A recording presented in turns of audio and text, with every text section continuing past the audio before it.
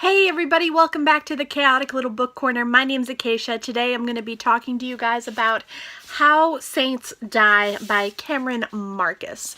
This is a beautiful literary fiction that I absolutely adored. I gave it 4 stars and I'm going to talk to you guys about it. So this is the story of Ellie. Ellie is 10 years old. She lives in a fisherman's town with her father in North Yorkshire in the 1980s. This story is about hope and family and mental health and the experience of a child during a family crisis when they don't understand what's happening.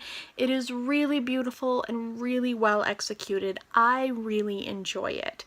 So the story and the premise is that there is this young girl named Ellie, and she is trying to come to terms with and figure out what happened to her mother. Her mother has been taken away from their home and has gone off somewhere, and she does not know where. All she knows is the stories that her father has told her and her mother has told her, which are all beautiful, mythical, lovely, fairy tale-esque stories, and she is trying to make sense of the world with the only knowledge that she has being mythical and the only information that she's given, which is very little about her mother.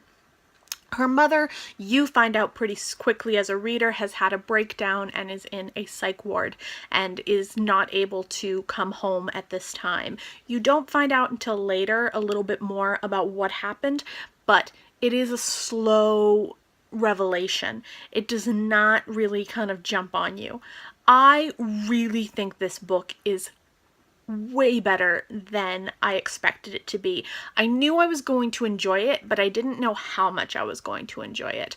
I kind of knew it was going to tick all the boxes for me, but I wasn't sure how I would feel about the ideas of a young girl living with just her father.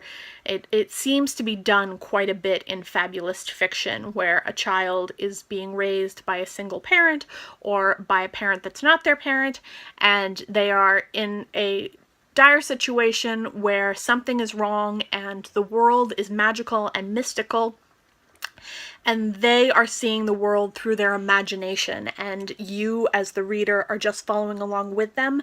The thing I loved about this was I was lucky enough to read this right by the ocean, so I listened to the ocean as I was reading this, and that was the perfect way to do it. The way that it's written almost mimics the waves if you sort of talk it out loud. There's sounds, a lot of sounds, and description of sound and existence within sound, and it's really well done and so well executed, and I really enjoyed that. The premise is so beautiful and so breathtaking, but so sad at the same time that it really made me sort of tear up quite a few times.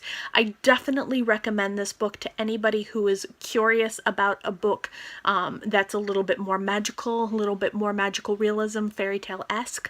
This is very similar in some ways to The Clay Girl, if you liked The Clay Girl, which I recommend quite highly if you have not read it.